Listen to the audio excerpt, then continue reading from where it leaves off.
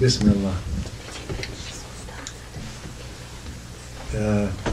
So happy to have this opportunity just to be with you. And I see so many people in the session I want to visit with that I haven't visited with, and then we're not supposed to talk, and then I rush off to lunch.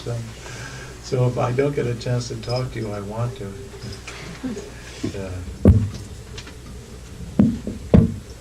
What I wanted to focus on tonight, and weave a lot of things together, but what I wanted to focus on was making an approach of how to make, I don't know quite how to title it, how to make friends with the enemy. How to make friends with the enemy, how to make friends with your life, how to make friends with everything in life which you don't like. And maybe coming to a more open understanding that these may actually be your friends. That's an old Sufi saying, your friends are your enemies, and your enemies are your friends, because your friends lull you to sleep, and then your enemies wake you up. It's a Sufi saying. Someone said it before me.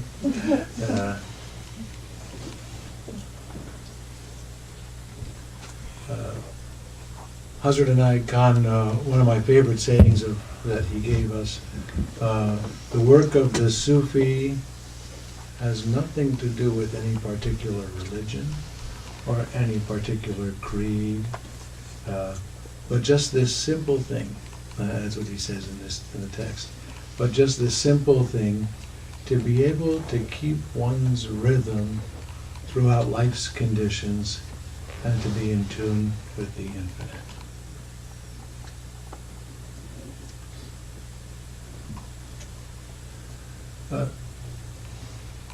The in tune with the infinite part goes to our work of recognizing that the whole universe is sitting in the center of our being, that it's looking out through our eyes, its way to speak is through our mouth, its way to hear is through our ears, and that it's our potential, and it won't stop nagging us until it realizes itself. It's that thirst we feel. Without question, everyone in the room feels an I, and then we identify that I with some conceptual framework that we've reified. I am Shabda. So, but I know that if I investigate, there's nothing stationary. There's nothing fixed about it. It's just like a river. I think we've spoken before. If we went on a field trip to the river, and I said, "There's the river," and now we're calling it a noun, but we know it's not a noun. The river's never been the same, has it? It's a verb. Everybody with me? Extend that out, you recognize there are no nouns in the universe. And we've made a false notion of a noun. The whole, even we say the mountain, we look at it, it looks great. We look over this hill, it looks so fixed. It is fixed. But if we get up close, we see it's made up of different things, and they're all moving too. Everything's moving and interconnected and interrelated. So we want to make an investigation within. And then we also want to make an investigation that the awakened condition, the way to feel the bliss which is our nature, is to be completely relaxed. And so anything which disturbs us, we could say it this way, if we create disturbing emotions because we don't like the world, we ourselves lose our own awakening and our own peace and our own strength. So right away we know if something's bugging us, we've created disturbing emotions. But it might be even, there might be more to it than that. Because when we create disturbing emotions, we might find that that disturbing emotion we've created is connected to our own wounding. So I wanted to weave in some wazifa practice, especially because our book is complete. And I brought a copy. It isn't printed yet. The book is completely complete. The design is done. We've gone back and forth. Wally Ali's not here tonight. He's probably resting, but he worked so hard for the last 5 years. I'll start from the beginning. 10 years ago, I'm sitting in my meditation room, meditating, complaining that there's no English text that suits me on the 99 names of God, on this great practice. There are a lot of texts. Sadi's book hasn't come out yet at that time. His book came out 2006, 2007, or whatever it was. But at that time, and so I kept complaining in my meditation. So I warn you, or don't be naive like me. So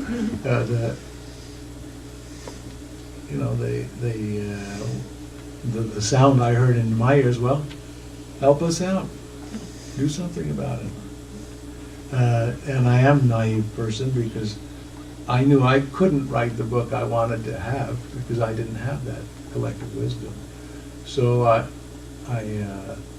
called a colleague named Faisal Muqaddam, one of the founders of the Diamond School. Faisal, would you like to work on this book with me? I guess he's naive too. So he said yes. Then we started. We would meet, recorded the session.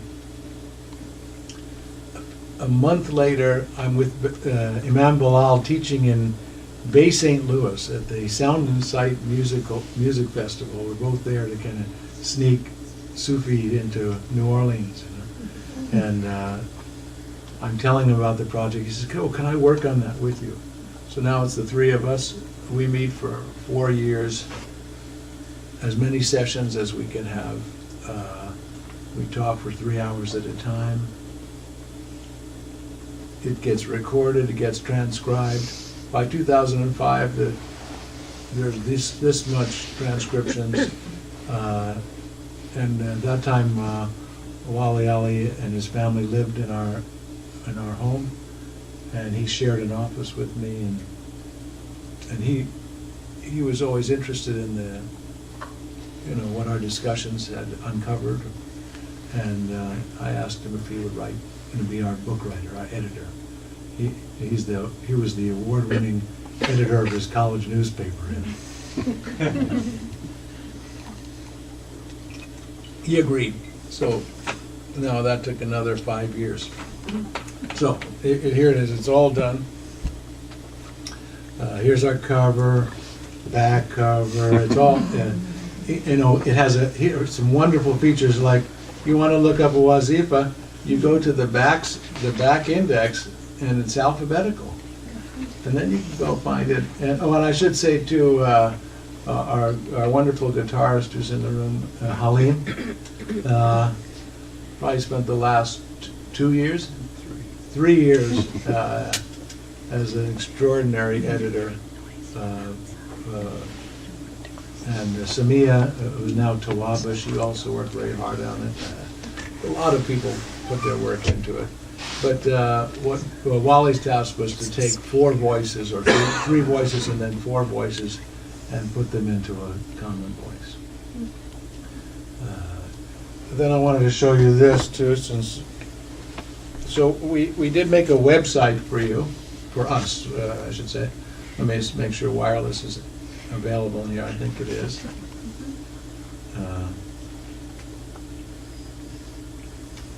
We made a website. It's the name of the book is called Physicians of the Heart.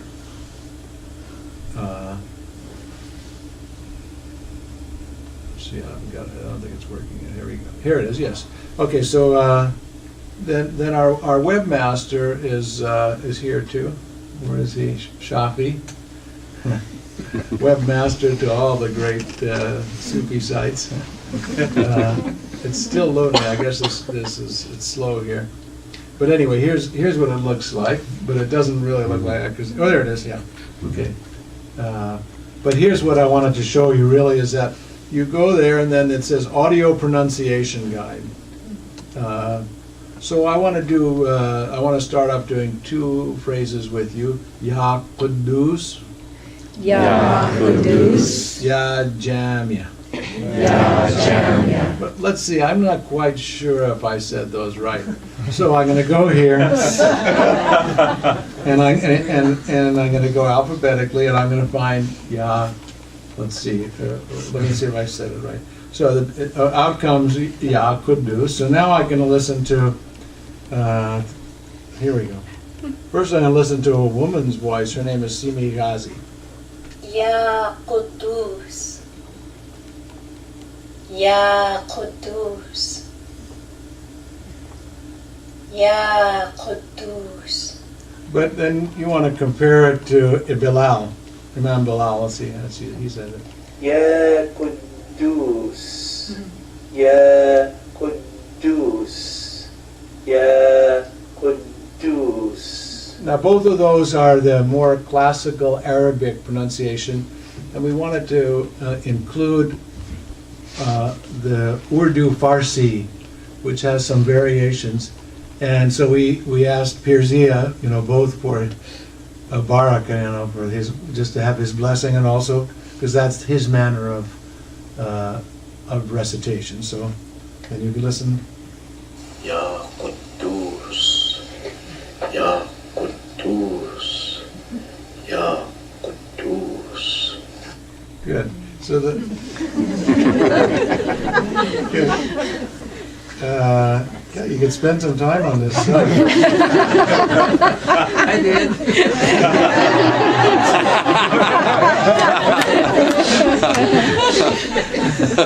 Here's Ya Jamia, the other name we want to say in combination. Ya Jamia. Ya Jamia. Ya Jamia. She's my favorite. But then there's one other thing on this audio site. We were lucky to have friendship with a man named Sidi Ali Sbai, who's Moroccan, young, he's in his 40s, excuse me. Anyway, younger than me. He's in his 40s, and he, since childhood, has been a Quran singer and sung for the king whenever there's an event they call him, and so he sang all the names, left to right, right to left, and in Moroccan style. Then he sang, I recorded him in my studio, and so he sang all the parts because he didn't have all his other singers with him. But I'll just play you a little piece of that. It's also beautiful. والله الذي لا إله إلا هو الرحمن الرحيم الملك القدوس السلام المؤمن المهيمن العزيز الجبار المتكبر الخالق البارئ المصور الغفار الوهاب. Like that. So that's there for you. Physiciansoftheheart.com. And it's also a way you can order the book. So I'll make that just a quick commercial announcement. A year ago, we were sitting at lunch at the round table. When you come up the stairs, the first round table right there. Subhana was there. Her husband Raja was there. Ramat was at the table, and a woman who hasn't come this year they couldn't make it. Alima, Susan Fryer, and Subhana had been advising us we should self-publish. Be much better for us. Self-published. Did I tell you self-published? Yeah. So, and then we've been talking about that. They've been advising us for about a month and saying they'd guide us through the steps. But then we're sitting at the table and Subhana says, I've got it. You should make the first copy a deluxe hardcover edition and sell it for $101, then you can finance the whole thing and print 1,000 of them. So, my ears perked up. But then Ramat was at the table and he said, I'll give you the check now. And then Alima said, I'll collect the money. So we've been doing that from that time. So we've already pre-sold 415.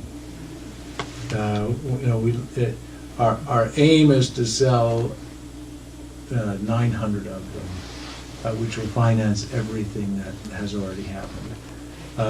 I'm not telling you this, but we were also printing 2,000 soft covers, but we won't release them yet, and that'd be much less expensive. So let's do some practice of it together. And I'm going to leave this book up on one of the tables, so when you have time, you can look at it and just kind of see how it's organized.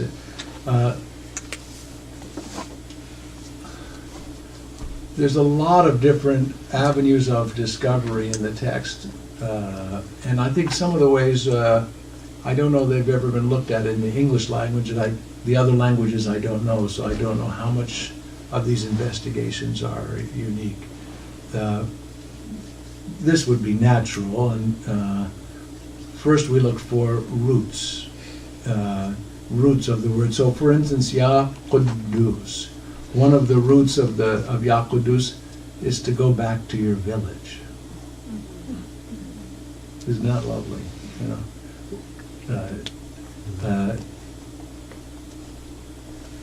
Things that stood out with roots like when we studied Ya Jabbar, which in most texts, if you picked up a text on the 99 names, would be translated the compelling, which may not communicate much to you. So when we looked for the roots, we found the bone setter.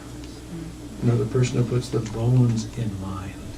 So now the word becomes the healer of fractured existence.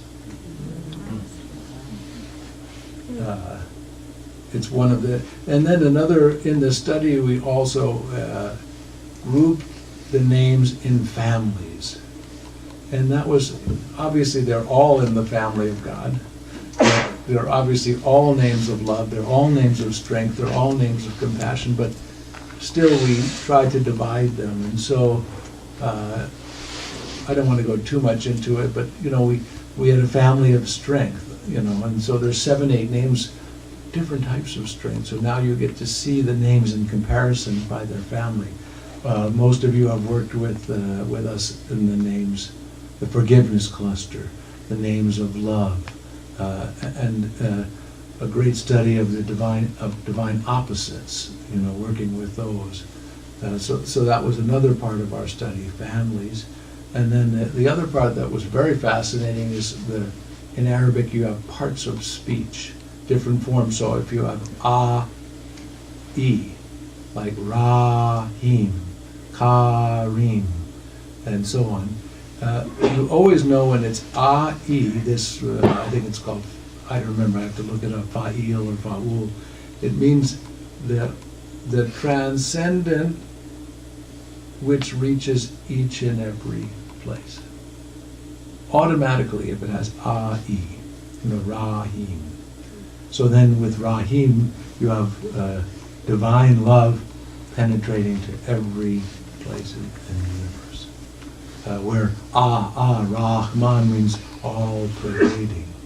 And in the case of Ya Jabbar, it's in a family that has 2 consonants in the middle, repeating consonant. So whenever you see the repeating consonant, it right away suggests the continual action. So Ya Jabbar is the continual healer of fractured existence. Or Ya Tawwab, continually turning toward God. Ya Ghaffar, and so on. Ya Wahhab, continual. So those were the avenues of study. And then it does have, the chapter you probably use the most, chapter 5, is the summaries. That was, I think most books in English is our chapter 5, an attempt to just give a pith summary of each name. So let's just, so let me look at these word names first together. Ya Qudus, Ya Jamia. And why put them together, and what do they have to do with our path? So Qudus is like in Hebrew Kadosh, or what later in Latin was used Sanctus, Sanctus, Sanctus. So we know it to mean holy or sacred. And in Hebrew the word Kad means container, and Shin, the divine light or the divine fire. So one inference you could say is making a container for the divine.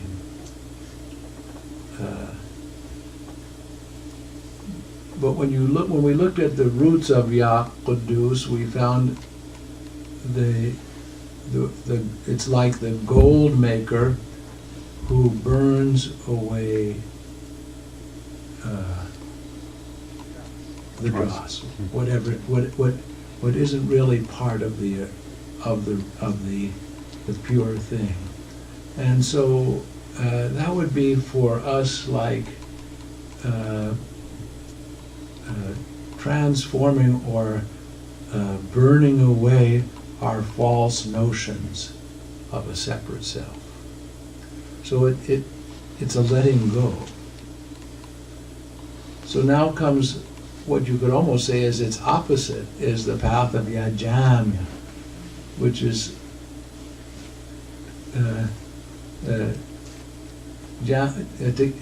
one of the means of Jami is to gather, to bring everything together, to make friends with everything, to recognize the interdependence, interconnected unity of all being. So one path is like the via negativa, one the via positiva.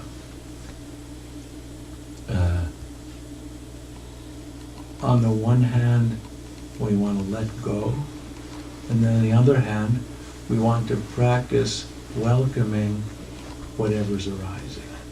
And I feel like if we look at these feelings, this is what we're doing in meditation.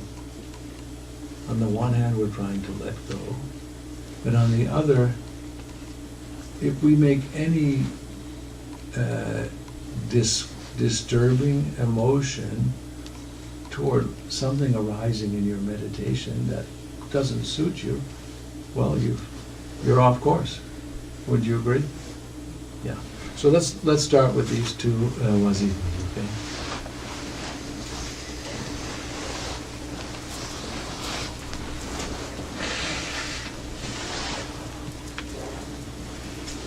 I think we'll do like homeopathic versions.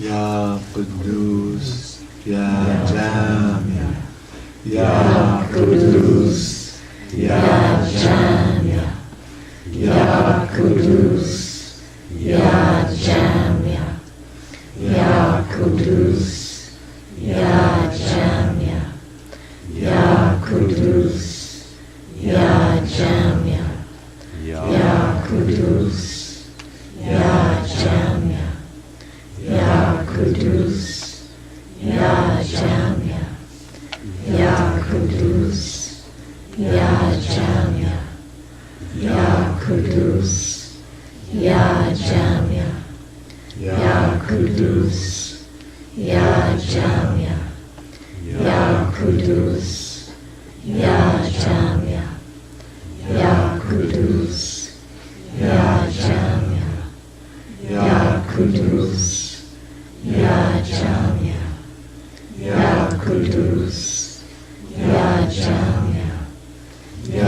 Kudus, Ya Jamya, Ya Kudus, Ya Jamya, Ya Kudus, Ya Jamya, Ya Kudus, Ya Jamya, Ya Kudus, Ya Jamya, Ya Kudus, Ya Jamya, Ya Kudus, Ya Jamya, Ya Kudus, Ya Jamya, Ya Kudus, Ya Jamya, Ya Kudus, Ya Jamya, Ya Kudus, Ya Jamya, Ya Kudus, Ya Jamya, Ya Kudus, Ya Jamya, Ya Kudus, Ya Jamya, Ya Kudus, Ya Jamya, Ya Kudus, Ya Jamya, Ya Kudus, Ya Jamya, Ya Kudus, Ya Jamya, Ya Kudus, Ya Jamya. So let's continue on the breath, and I would suggest breathing out. Ya Kudus. Breathing in. Ya Jamya.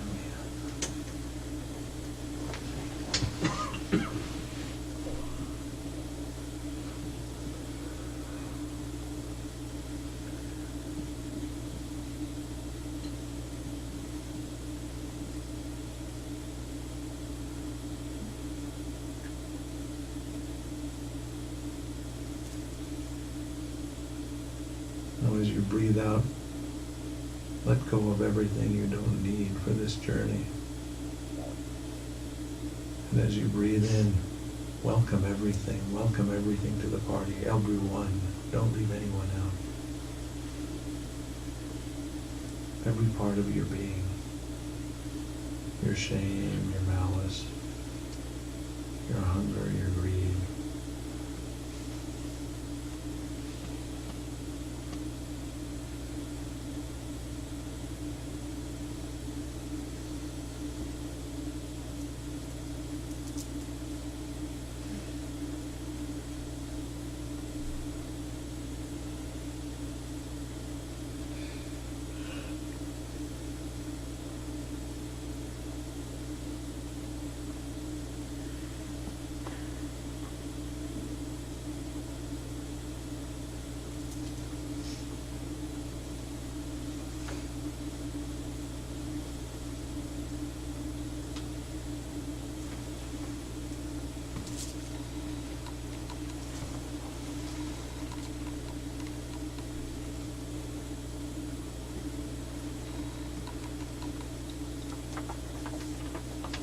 Okay, here's Jalaluddin Rumi. I think many of you have heard this poem before, but I'd like to connect it to what we're looking at now. The chickpea leaps almost over the rim of the pot where it's being boiled. Why are you doing this to me? Just relate that to yourself. Why are you making my life so hard? Why are you bringing this person to me who's bothering me? Or why do I have this condition that's bothering me? Et cetera, et cetera, et cetera. Why? The cook knocks him down with the ladle. Don't you try to jump out. You think I'm torturing you? I'm giving you flavor. So you can mix with the spices and rice and become the lovely vitality of a human being. Remember when you drank rain in the garden? That was for this. Grace first, sexual pleasure, then a new boiling life begins, and the friend has something good to eat. Eventually the chickpea will say to the cook, imagine you saying this, boil me some more. Boil me some more. Hit me with this skimming spoon. I can't do this by myself. So I just want you to open yourself to the possibility that what is arising for you is there as your friend, as your guide. That it's there to help you. It's simple to say the equation that the awakened condition is a condition which is no longer based on circumstance. Rahima, are you taking off? There's a book for you over by where Gayan's sitting. I wanted to give it to you. I didn't see you before. That's it. Give that to Rahima. Yeah. Excuse me, sorry. Travel safely. She's off to the Mexico Sufi camp where it's nice and warm. Have a wonderful time and give our love to everyone. Shadil's going to stay with us.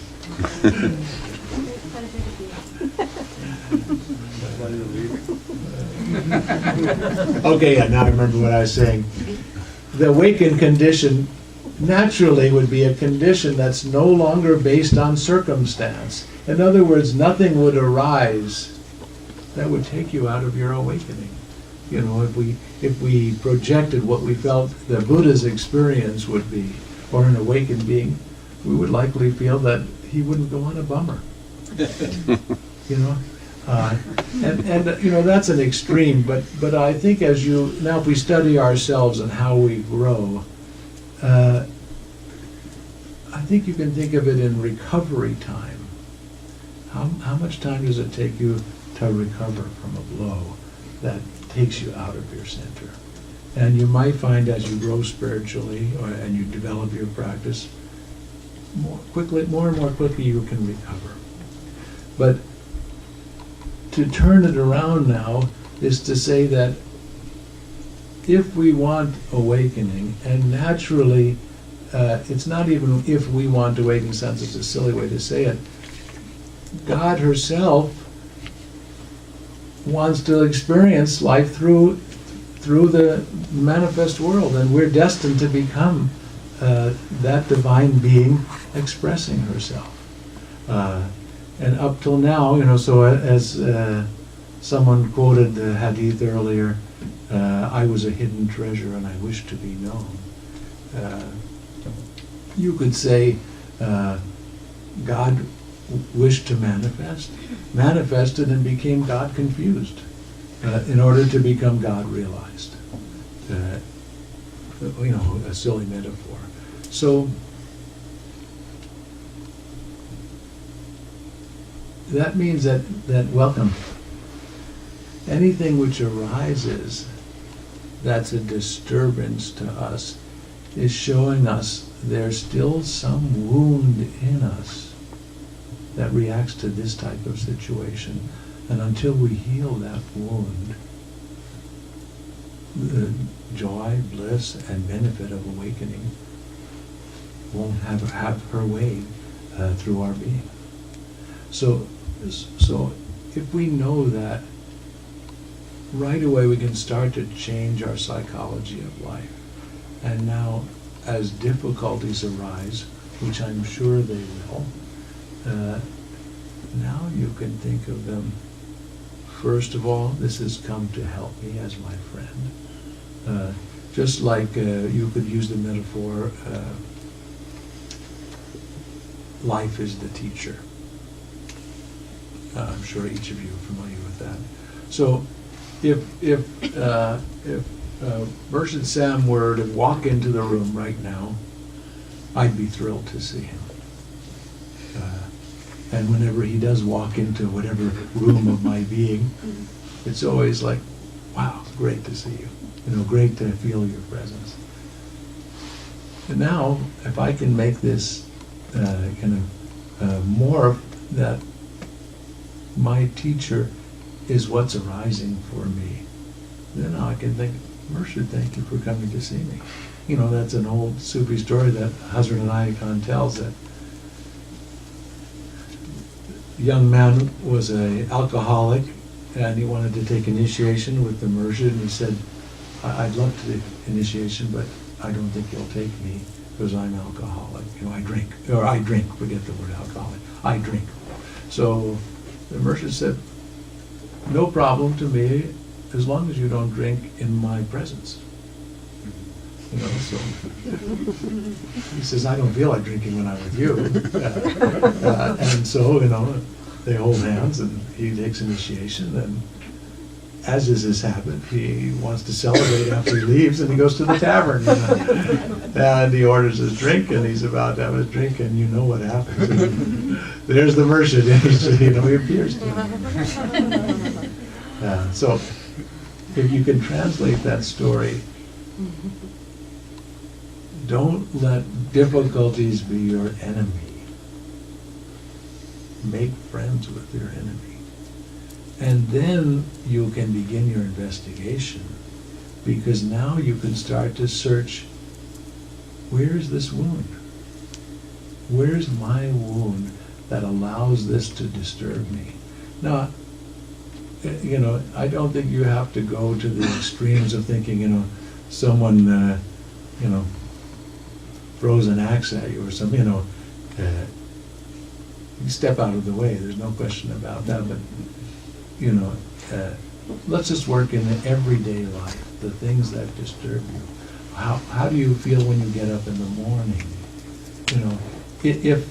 If weather isn't an issue for you, then you won't be affected by the weather.